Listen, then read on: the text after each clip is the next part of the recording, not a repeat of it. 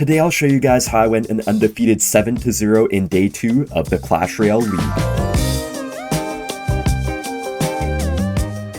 So hopping straight into it, guys, I was up against Mohamed, and at this point I was in the top 32. Yesterday I qualified to the top 32, and what happens after that is that you get split up into 4 groups of 8 players, and the top 3 players from each group end up moving on to the monthly final. So I had to get top 3 in my group of 8 in order to move on, and we were playing duels, so it was a best of 3, and you can't repeat cards after you use them in one game. So I decided to play a Lava Hound deck against Mohamed, and he was using his tried and true miner deck. He is the best miner player in the game, so I knew that that could be something that he might play, and he did end up playing it. Now, I had a really smart pick here, guys, to go for Lava Hound, and as you can see, Mohamed did not expect it, because normally his deck has Tesla in it over Cannon, but he didn't actually have the Tesla. He actually misplaced the Skeletons, or I don't know if it was like misplacing or like he just was a bit slow, but yeah, I got so much Goblin Brawler damage. I was off to a really good start here, and I just knew this would be a nice matchup, especially because he had Cannon. I didn't know he had Cannon at this time. I thought he would have Tesla, but I was already feeling pretty good just off of that nice Goblin Brawler.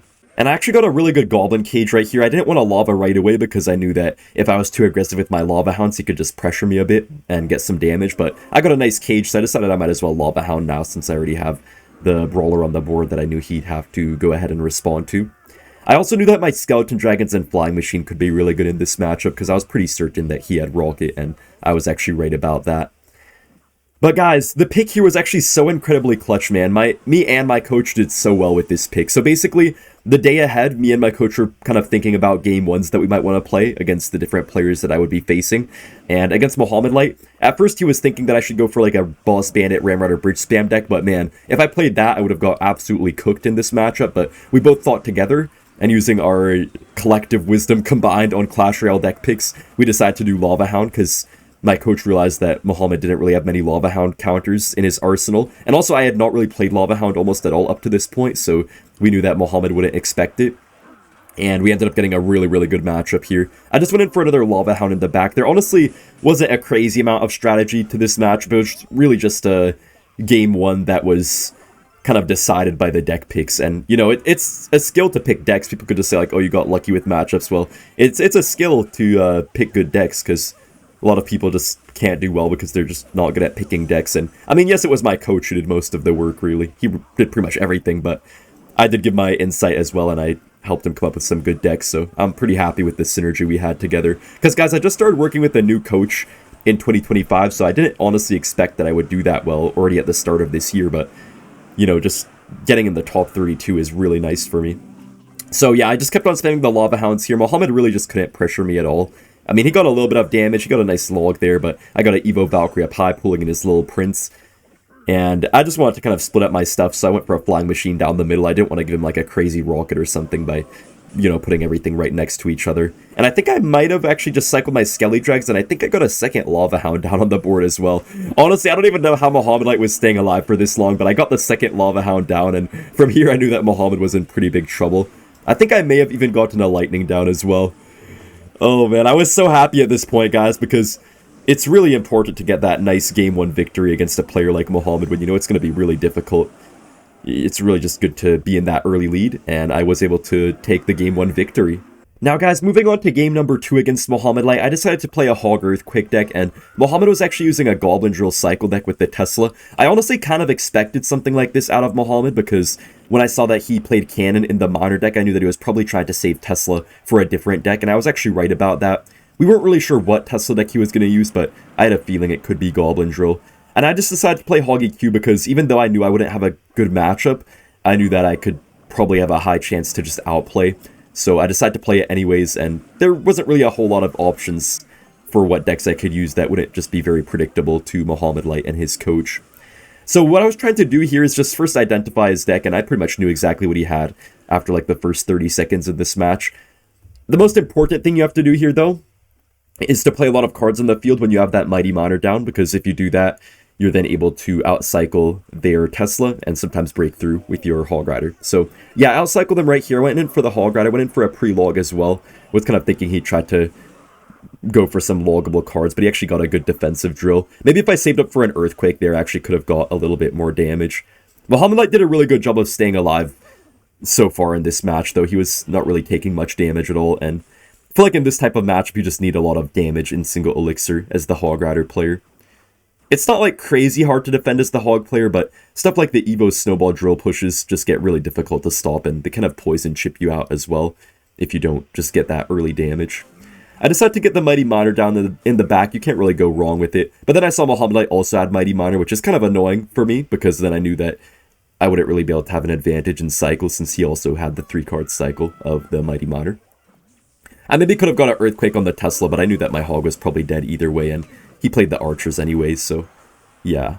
But guys, one very important thing here is that I really was not cycling my Firecracker very much at all. I mean, I finally played it right here for the second time of the whole match, but I was not playing it much at all. I just didn't want Mo to get the king up.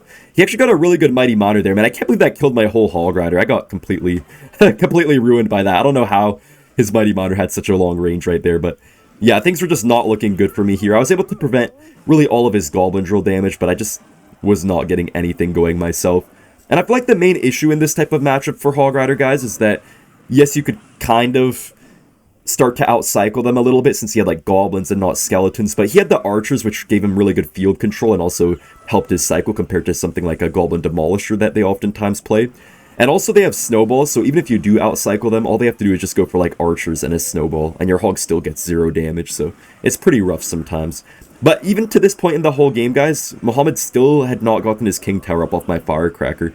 I was always being really smart about the Firecrackers, always going for them when I knew that he probably couldn't get his King up off of them, because I knew that, you know, it'd probably just, like, die to one of his other units or would force out a poison from him. So yeah, I just need to keep on cycling the Hog Riders. Here I was thinking maybe with this Mighty Miner I could get a good sequence off. I got a nice predictive Firecracker for his Tesla, and then I was already back to the Hog Rider, so I think I just went in for a Hog Rider. I believe I logged the Archers. Maybe I could have hit the Goblins too a little bit, but it was fine though. I still got a Mighty Miner on the other side, so I was sort of coming back just a little bit. I let the Firecracker die here on purpose just so he couldn't get his King up, and then he got a very weird Tesla. I'm not sure why Mohamed did that Tesla right there. I don't know if that was like maybe unintentional. He tried to predict my Hog Rider, which I luckily did not play. I noticed I've gotten a lot better at being unpredictable. I see a lot of my opponents try to get predictions on me, but it seems like these days they pretty much always fail, which is nice. He got some late Goblins on my Hog. Honestly, I could have tried to predict that, but it would have been a bit risky, so I just let it go. And I was sort of coming back. The match was sort of going in my favor, just a little bit. Got a nice Mighty Miner ability, which tanked for the Tesla pretty nicely and allowed my Hog to be fairly healthy, but the Barbaro was doing quite a good job for him. Normally the high Firecrackers can be kind of hard for the opponent in this type of matchup, but the Barbaro did really help him. And I was actually winning here in the game, guys. So I got my Hog off first. The reason why I cycled my Hog first before defending the drill was that I wanted to, you know, spend that Hog Rider, then play the cards to defend the drill, which would then help me get to another Hog Rider before he'd get back to his Tesla. So I was able to get to the Hog Rider here. I also had my Evo Cannon as well, which I was thinking maybe I could use on the Evo Archers. And I did get the Cannon down. Did also hit his Tesla as well with some shots, and then I got another Hog Rider, but his 3-card cycle was going kind of crazy at this point. I think I got my Skellies and then just like a late log on the Goblin Drill. And I just had one Hog Rider left, guys. I knew I needed some sort of connection, otherwise it probably was going to be game over, so I went for that.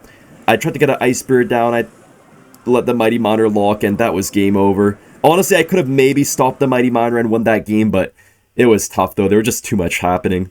I was 1-1 against Mohamed Light, guys, and this was for absolutely everything. I needed to win this match in order to beat Mohamed Light. And guys, my group was absolutely stacked, by the way. I had Mohamed Light, I had Mugi, I had Ta, who are all top 5 players in the game right now. I mean, Mohamed is the top player, Mugi's up there, Ta is up there. And I decided to play Goblin Drill, guys. The reason why I did this, let me explain it to you. So look, I played a lot of my cycle cards, right? In my Hog deck, I played like Ice Spirit, Skeleton, so I was thinking, okay, he's probably not going to expect another cycle deck out of me since I wasted a lot of the cards that you normally would play in a cycle deck. He's going to think that, why would I play a cycle deck if I already used all my good cycle cards, right? So that's why I decided to play Goblin Drill. But then also, I knew what he would play as well. See, me and my coach kind of were both thinking the same thing, I think. Because look, Mohamed Light wasted the Log, he wasted the Barbaro as well in the first 2 games, right? So I knew what they were thinking.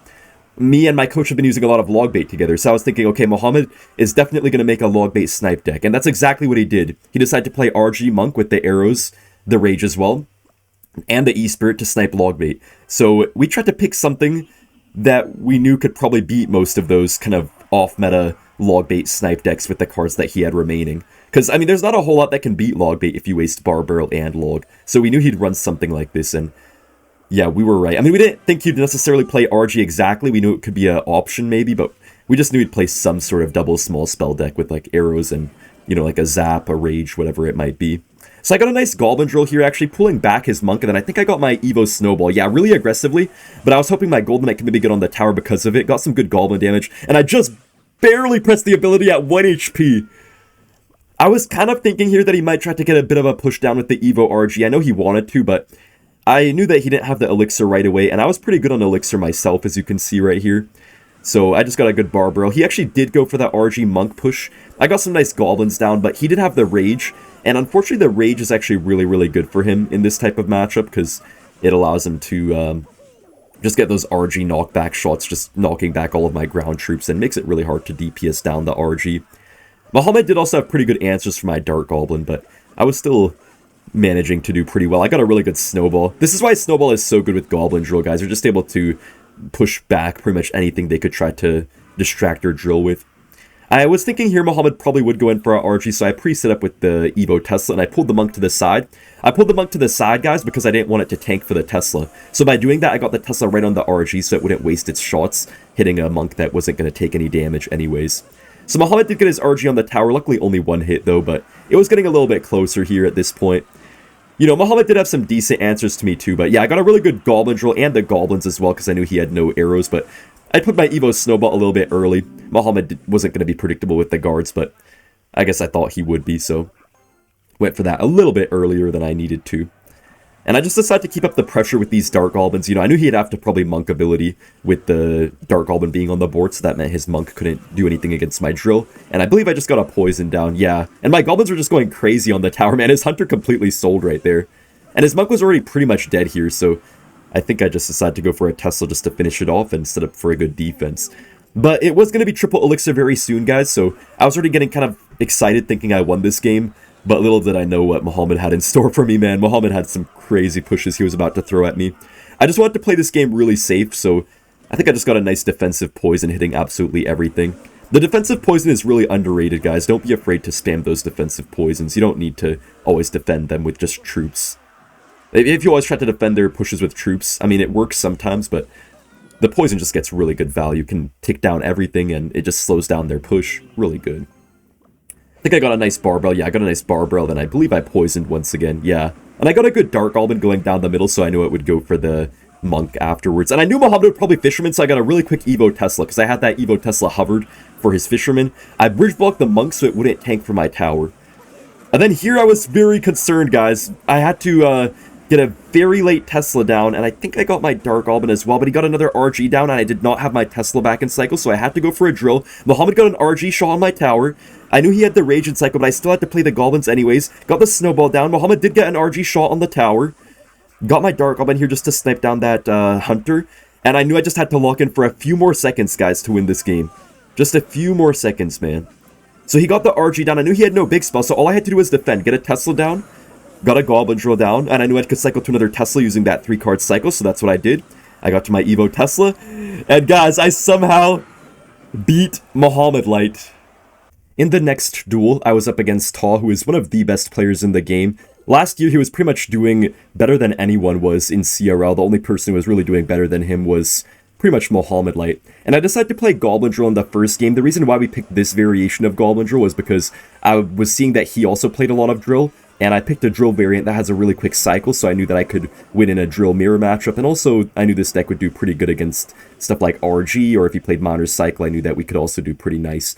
But when I saw the Baby Dragon, I already knew for sure that it would be Splash Shard, and unfortunately my variation of Drill really is not that good against Splash Shard. It's not the worst thing ever, because, you know, he has no Valkyrie or something like that. Also, I got a really good side Drill there, by the way. Got some really nice early damage.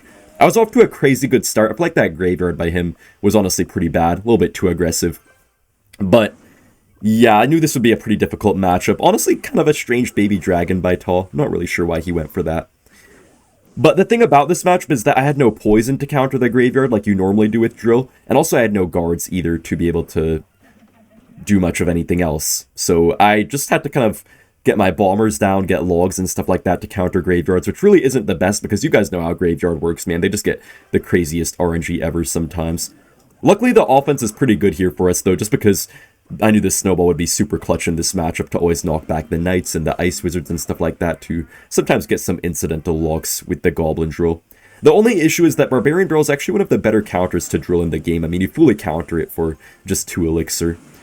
Got a nice drill right here, and Tall's cycle was actually really awkward, so the drill got so much damage, and I forced out his tornado as well, which put me in a pretty good spot elixir-wise.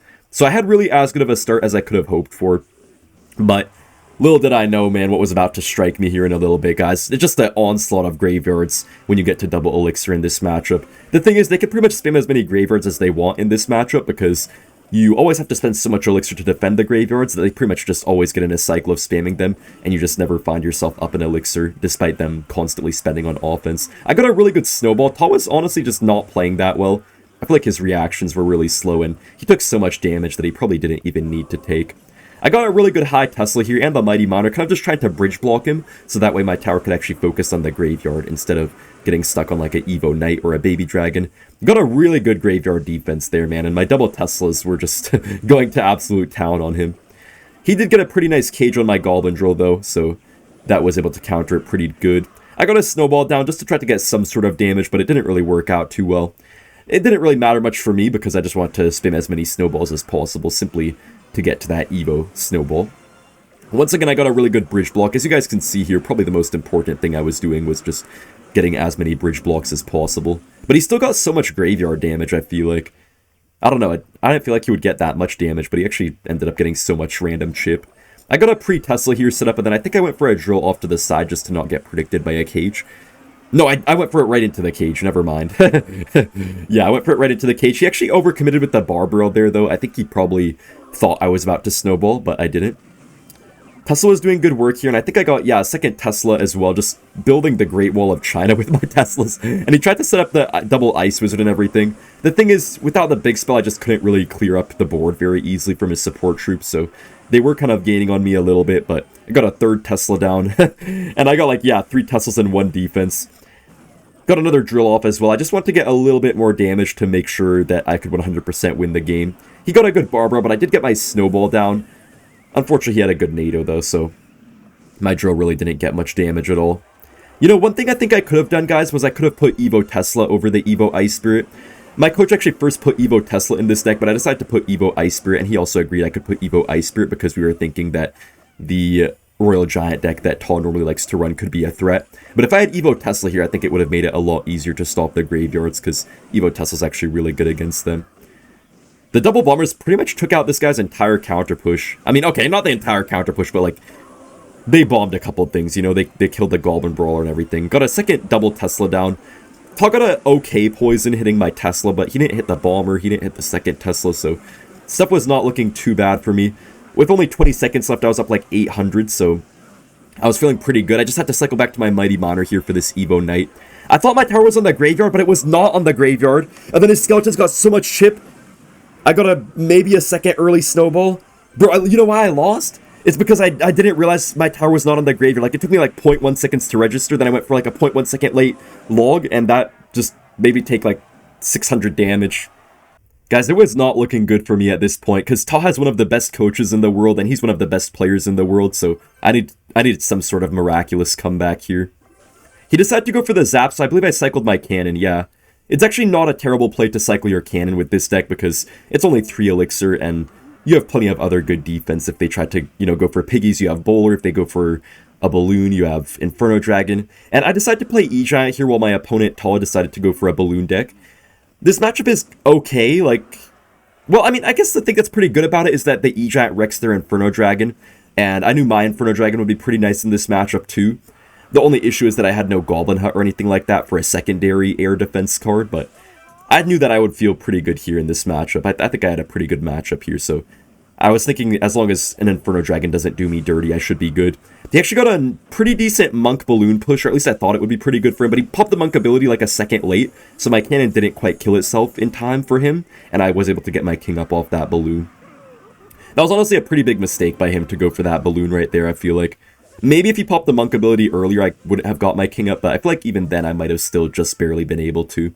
I decided to go for the Electro Giant in the back right here just because Taw wasted his balloon, so I knew that he wouldn't get back to it in time. When I saw the Inferno Dragon in the back, I was thinking he might try to go for some sort of monk push, and that's exactly what he did here. Yeah, he went for the monk and the guards. I was honestly kind of scared here, guys. I thought I might have just lost the game or something, but luckily my bowler was able to knock back the guards, which really helped me out, and I got my late Inferno Dragon for his Inferno Dragon. I knew he was low elixir too, so I decided to pressure with the E-Giant and the Bar Barrel, because the Bar Barrel wouldn't pull for the bomb tower, so the E-Giant was distracting. Bar Barrel was going straight towards his tower, and just hitting away at it. I went for the Golden Knight because I knew he'd have to respond to the Inferno Dragon. It got the ability down so he couldn't react to it in time. It got on the tower, got some really good damage, and I was feeling really good, guys. I think one of the most annoying things in Taw's deck is the Evo Inferno Dragon, but having the E-Giant is just so good in this matchup. And I had the Evo Inferno Dragon of my own to abuse as well, so I knew that that could be pretty nice. I mean, he had the Zap in his deck, so he could always reset it and stuff, but I still knew it would do a really good job. So I got it up high here, just trying to charge it up off the monk so it could hopefully do some good work against his other stuff. And I believe I got a Tornado Lightning, yeah, just to make sure that I could hit the Inferno Dragon and the Bomb Tower. Inferno Dragon was just kind of heating itself up off the guards, and E-Giant got just a little bit of tower damage. My Inferno Dragon was able to kill Taw's Inferno Dragon, and my Golden Knight was kind of gaining on him a little bit, but he was able to get the monk down. Anyways, I just got my E-Giant down because the board was kind of blocked up, so I knew he couldn't really get a good bomb tower down. He still got his bomb tower, but like it took so much damage from the Golden Knight just being in the middle. It was able to stop him pretty nicely. He did get some guards down, so I think my E-Giant basically got no damage, but even that one tick is not that bad, though. And I was just really controlling the game so far, guys. I was really just forcing him to play into me. As you can see, he really didn't go for almost any balloons at all besides that very first balloon. He finally went in for another balloon, but I got a nice Evo Cannon. That was a terrible miner by him, but I think he was just kind of desperate, so he didn't really have much of a choice right there except to do that weird miner. I went for the lightning here, and I just knew that it was pretty much over from here. I think I got a nice tornado. Well, I thought I'd get a lineup on the tower, but he popped the monk ability. Even so, the E-Giant was just able to, I believe, take, yeah, the entire tower there.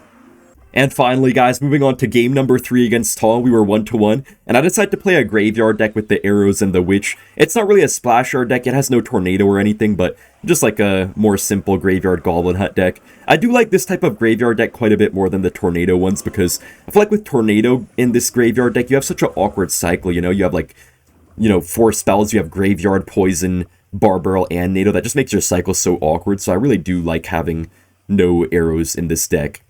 To be honest with you guys, when I saw that Taw had Logbait, I was already feeling pretty bad, guys, because this deck, I mean, it could do okay against Logbait if you have the right version, but my version really just wasn't the best. I didn't have, like, a bar barrel or something. If you think about it, having arrows over bar barrel is actually quite a disadvantage in this matchup, because just that extra 1 elixir every single time to defend a barrel can really add up.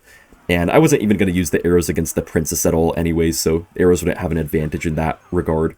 And also he had the Valkyrie too, which was really, really bad for me because the witch just gets hard countered by it. So yeah, I really just wasn't sure how I'd build up any sort of good push here in this matchup. And also not to mention the fact that Evo Barrel is really annoying, guys. And I cycled the Fire Spirit in the middle right as he played the Evo Ice Spirit, which was really unlucky. I think I was kind of just hovering onto it thinking he might Princess the bridge. That's why I had the Fire Spirit there. Instead of saving it for the Evo Ice Spirit, I just played it there thinking he might go for a bridge Princess, but yeah, it made me spend a whole Goblin Hut. I just did not want to take a whole Evo Ice Spirit to my tower. And I was already down quite a bit here just off the start. The one nice thing for me, though, was that Taw didn't have a Goblin Gang. I feel like if he had Goblin Gang, that would have made my graveyards have a lot less of a chance to get through, but I knew that with the Skeletons, I could be a little bit more aggressive with my graveyard. I got a pretty good defense there against the Goblin Barrel. I kind of just wanted to save my arrows. And I mean, not really about saving my arrows, but I more so just want to play that witch there just to get a bit of a counter push going. Whereas arrows just give no counter push. I think I did get my poison off as well, or no, I actually didn't. I guess I just didn't want to overspend on elixir. I got a few lucky skeleton hits right there, but I knew that the rocket cycle would be pretty hard to stop from Taw, so didn't know how to feel about things. He was able to get a pretty quick rocket onto my witch, and I really couldn't do much to punish him, I feel like. As you guys can see here, like, my cycle was so awkward the whole time. I could never really find myself in a good situation. Luckily for me, he messed up the Evo Ice Spirit, which did allow his princess to die. I think that was a pretty big interaction for me. I got a nice knight here, just wanted to make sure it would cross the bridge, then I went for the graveyard, got the poison down on his princess. Couldn't really stop the Evo Barrel, I just had to let the dolls go, and I only went for a Fire Spirit on his normal barrel. I could have played the arrows onto his normal barrel, but I just wanted to get a better elixir trade. That's why I decided to just play a Fire Spirit only and accept a little bit of damage from Taw. I was always making sure to go for my witches kind of up high here from this point, guys, just so he couldn't get a rocket onto me. Went for the arrows there, then I think I went for another aggressive graveyard against Taw. Yeah, I just needed some sort of damage because I was down at this point and I could just not afford to be down at this point in the game. Unfortunately, my RNG was just pretty bad this time. And by the way, guys, RNG means random number generator, because graveyard spawns are just random every single time, so that's why people call it RNG when they're talking about graveyard. Taw, unfortunately, was able to get a princess shot, and I'm just pretty sure that I lost the game at this point, because the momentum could just never really shift in my favor. He was always able to shut down my pushes with Valkyrie, and I don't know, just felt like anything I would do just did not work out well. Taw did go for an interesting rocket on the witch, not really sure if he should have done that. I got an aggressive graveyard poison because at this point in the game, guys, it was triple elixir, so I just needed a bit of damage no matter what I had to do to get it. I got a little something, but not really enough to be that happy about it. Got my witch down here as well, and he did have the Evo barrel. Unfortunately, I just had nothing for the doll barrel, man. So I took so much damage, and I was just down a few hundred, which is exactly the opposite of what you need here. I had to be up at least a few hundred to win this game. I decided to go for a graveyard, aggressive poison once again, just hoping to get some sort of little bit of skeleton damage. I got maybe a little bit, yeah, just a very little bit of damage, but I was still down here. He went for the barrel, I had to arrows onto it. And at this point, I knew I just had one single graveyard push left, guys, so I think I just went in for my graveyard, just hoping to get any little bit of damage. I had nothing for the barrel, though, except some guards, but I was able to fully defend thanks to my witch. My graveyard damage was adding up. The one final skeleton hitting, and I knew that that would be just enough to win the game, guys. I can't believe I stole that game, and honestly, I'm pretty surprised I won that matchup. But then, guys, even after facing some really hard opponents, I had Mugi up next, who is the only other two-time Clash Royale League World Champion besides Mohamed and one of the very best players in the game. I decided to play this Monk Balloon deck here. I thought it would do pretty good against most of his decks. We were thinking maybe he could run something like RG or a Goblin Drill deck, and Goblin Drill would have been a little bit difficult, but I was just hoping I could outplay with the Inferno Dragon and stuff, or maybe a good Monk, so that's why I picked this deck here with my coach. And Mugi did decide to run RG, and I must say, guys, there was a whole lot of mind games going on right here, because Mugi and Taw actually have the same exact coach. Also, I don't know how that RG got a second shot there, but yeah, Mugi and Taw had the same exact coach, so after we beat Taw the first duel, we had another duel against the same coach, so we really had to just outsmart the same coach again, who is one of the best in the world that helps both Mugi and Taw. Anyways, here in this matchup, I knew that I just had to get a ton of value out of my Inferno Dragon, and I didn't really play this particular matchup much before, but just using my general game knowledge, I knew pretty much what I had to do. So what you have to mostly do in this type of matchup is that you just have to spam those Inferno Dragons, and they just have no way to kill it, right? So their one air defense is the Hunter, so what you do is you spam Inferno Dragons, and you're able to then sometimes force out their Hunter, or just get a ton of value out of them. And if you do force out their Hunter, then you just go for a Balloon right after. So that's usually how this matchup works. Because without the... I mean, with the Hunter being in cycle, like, you can't really get through with your Balloons, I feel like, most of the time. That's the only thing. I got a really early Bomb Tower here, and also early guards as well. I had to get the guards down kind of early so his RG wouldn't knock them back too much. But yeah, the only other thing is that I had Zap in this deck and not a Snowball. The reason why this deck has Zap now is because if you face an opponent that has Inferno Dragon and it's evolved, you can't reset it with Snowball, so you kind of need to have the Zap in there to be able to get a Balloon connection against an evolved Inferno Dragon and just to be able to reset it. Mugi did finally cycle his Hunter, so I decided to go in for a Balloon Minor push. I knew that he would probably cycle back to a Hunter using the 3-card cycle, so that was the only issue, but he got it pretty late. I could have played my Evo Zap here to maybe get a bit more damage, but I didn't, and I still got the nice Balloon connection. My Evo Inferno Dragon was also all the way charged up. Mugi went kind of aggressive here with his RG, but I just got some nice arrows down. Didn't even have to waste my Evo Zap. And my Inferno Dragon came all the way full circle to kill the RG. So I was feeling pretty good at this point. The only big issue for me, guys, is that Mugi did get to his Evo Hunter. And when you don't have Snowball in this deck, it's really hard to push those Hunters off the Balloon. They get a lot of value, but I was thinking with the right Monk push, I could just reflect his Hunter back onto himself and probably have a pretty good time. And here I actually decided to go in for the Balloon, I believe, because my Monk was just kind of tanking everything. I thought maybe I could get my ability down, but he kind of killed my Monk very quickly. Dude, if that ability lasted like one more second, it would have reflected his Bar Barrel, but it didn't. I still got a nice Balloon hit, though. I feel like Mugi could have maybe placed that Hunter just a little bit better, and that would have avoided the hit, but I'm not really sure. He also misplaced the skeleton, so my Inferno Dragon did take out the Hunter, and I just went straight back at it with another Miner Balloon, because I just had so many Inferno Dragons that I knew that he probably could not punish me at all, because my Inferno Dragons would just take out his counter push, which they did. It was just completely destroying him. But yeah, honestly, just really good pick by my coach right here with this deck. I like this deck quite a bit myself, and Mugi did go for the Hunter in the back, so I was able to get a really good Evo Inferno Dragon into it, and then I think I was just in a spot where I could pressure once again with my Balloon, just having the Monk down on the field. I got my guards too because I knew he had Evo Hunter. It's very important to keep track of your opponent's cycle in these types of matchups, and I did a really good job of that. I knew exactly that he had the Evo Hunter at that time. And Inferno Dragon was doing a really, really good job. Balloon didn't get a connection, but still the bit of death damage was pretty clutch. Mugi did go for the RG straight into my Inferno Dragon. I did go for a Bomb Tower as well, I think. Yeah, he actually got the RG on the tower. I went for a late Bomb Tower. I didn't really need to do it, but I just didn't want to make this game close at all. You know, I didn't want to take any chances. Since I was already up so much, I figured I might as well just play it a bit safe. And Mugi's Hunter really was not doing what it needed to do, so it forced him to Fireball, which gave me the free Balloon death damage on the tower. And man, honestly guys, in this tournament, I got placed in the hardest bracket, man. There were 4 separate brackets for the top 32, and I got placed in the hardest one by far, man. I faced the hardest opponents, and honestly, I feel like what really helped me is just praying before my matches. Like, no joke, just praying before my matches, I feel like really helped me, just like bring good energy to me and my coach. I'm not even joking. It for real helped me a lot, so yeah, I felt like I was able to really put my full best plays possible in these games, and my coach was able to pick really good decks. So guys, in the next match against Mugi, I decided to play a bridge spam deck. For this one, it was really just my coach who picked this deck. I didn't give much input on this. I was just too busy focusing on the gameplay. So yeah, I just trusted my coach with this deck. And I pretty much knew right away as I saw the Mighty Miner and everything that Mugi had a Hog Earthquake deck. And unfortunately, Hog Earthquake is quite a rough matchup for this bridge spam deck because it's just hard to ever break through a cheap cannon, because you have Lightning, but Lightning is 6 elixir, cannon is 3 elixir, and the Hog player's cycle is so much quicker, not to mention the fact that the Firecracker is really annoying. Sometimes the Hog is a bit hard to stop too. I mean, you can stop the Hog pretty nicely with the Snowball, but sometimes you do get out-cycled, so it could be a bit of a challenge sometimes. I got a really good Boss Bandit ability, and my Ghost got quite a bit of value as well. And he tried to activate his King Tower off the Boss Bandit, but luckily his Ice Spirit jumped. I think if Mugi played that Ice Spirit just like a little bit later, it would not have jumped and he would have got his king up. But just because of that very small 0.1 second misplay, he took 1,000 damage to my Boss Bandit, which put me in a really good spot. He did pop the Mighty Miner ability, but I was able to get a nice late Bandit onto it, and I knew I was up a good few elixir at this point.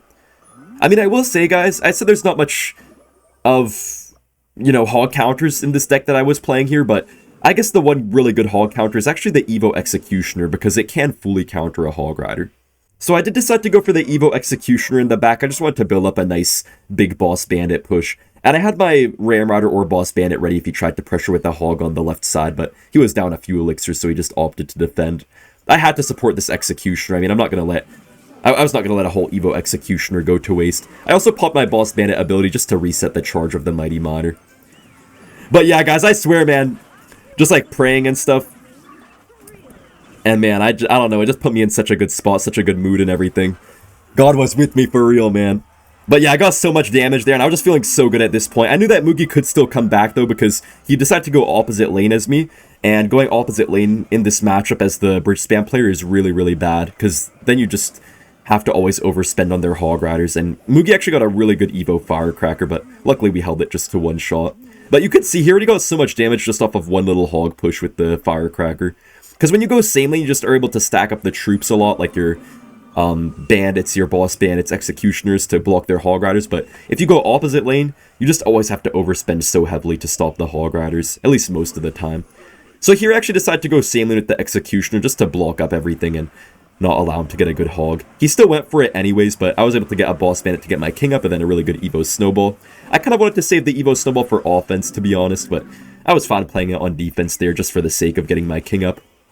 Got a good Boss Bandit ability just to kind of reposition myself, you know, get my Boss Bandit in a better position. And then I went for the aggressive Lightning because I knew that I needed some more damage at this point in order to actually take the win, so just wanted to make sure I could get it right there. Got a pretty nice Bandit and a very nice Barbarian Barrel as well, distracting his Firecracker. It did stay alive with just a couple HP, but I knew that a Ghost would just clean up everything pretty nicely. And at this point in the game, I was kind of just thinking, like, it would be hard to really get any connection of any sort on his right side tower, since I would have to focus on defending as well. So I'm just thinking, like, okay, from here on out, I'm just going to basically fully go on the left side to block up the lane, and then I'll also mostly just lightning cycle. So I decided to go for a lightning here, kind of, I don't know, kind of an interesting lightning, but it actually worked out pretty nicely. You know, it killed his Mighty Miner, killed the Evo Firecracker. The Evo Firecracker is actually really scary in this matchup. Even the normal one is kind of scary, but especially the Evo can get really deadly sometimes. I predicted his Firecracker with the Barbaro. It didn't quite actually reach it, but it still blocked it for long enough to where it wouldn't get any sort of, you know, tower connection. And I got a nice high Evo Executioner, which I was hoping could line up on his Firecracker. Unfortunately, the Firecracker somehow kind of goofed around, and I don't even know what it was doing, but worked out for Mugi, I guess. And I just got my Snowball and Ghost on his Hog Rider. I could have played the Lightning, but I think I didn't. Yeah, I didn't play my Lightning, just wanted to make sure I'd have the Elixir for defense. I knew that Mugi would probably just try to get a few Earthquakes down, but I was thinking that I could probably outdo him with my Lightning damage, as long as I stop the Firecrackers or Hogs from doing anything too crazy. So I just got my Lightning here. I had my Evo Snowball, so I was not really worried at all if he tried to go in for a Hog Rider. I was just so scared of the Firecrackers at this point, guys. That was like the one thing for me. I was like, okay, the Firecracker better not get on my tower. Yeah, Evo Executioner just killed that Firecracker. I went for an aggressive Lightning. I got my Evo Snowball on his Firecracker just to make sure it wouldn't get anywhere close to my tower. And I was able to back-to-back beat Mohamed Light, Tall, and Mugi. And now I secured myself in the top 8, so I'll be moving on to the monthly final next weekend.